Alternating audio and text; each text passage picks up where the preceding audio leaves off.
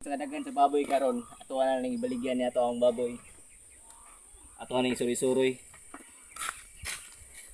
Baboy for sale. 80 to 100 kilos. Nami sa Kangayan 1, Burocotso, Barangay Aurora. Mo na ang contact number.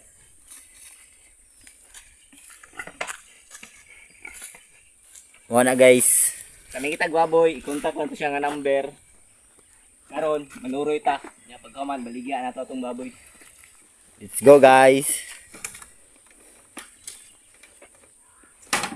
Tagpila mong kilo na pusing. Depende sa buyer.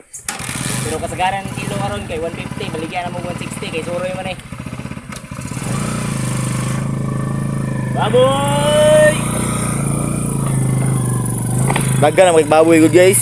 Wala suroy na lang jud ni.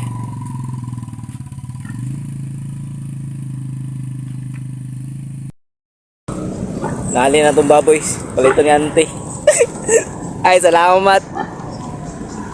Salamat palit. Palito na ni ante itong baboy. Ante mo palito. Langit Salamat gitu ya kay ante. Suroy lang yung baboy. Okay, suroy. Ante mo palit.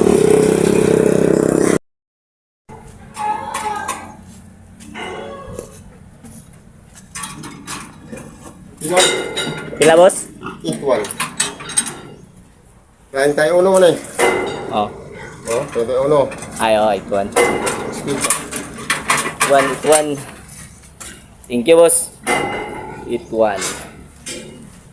Ipik. Wala na, bata-bata pa niya. Nipis boss no? Ituan. Ha? Itiwan tan. Oh, 4 ka bulan? Itiwan. 61. It. Itiwan. Itiwan te? Itiwan. Oo. Hala. Ay, may video. May video. May video te. May video. Halin na itong baboy guys. 81 kilos. Dito ah.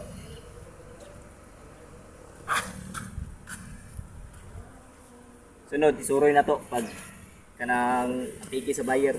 Buyer. Pag nagay mo baboy guys, nga daghan na kay namaligyag baboy, isuroy ninyo para dali na mahalin. Baboy for sale. Baboy for sale na mo guys oh. Dali rin siya nahalin. Wala lang mo sudyanan, ma'am.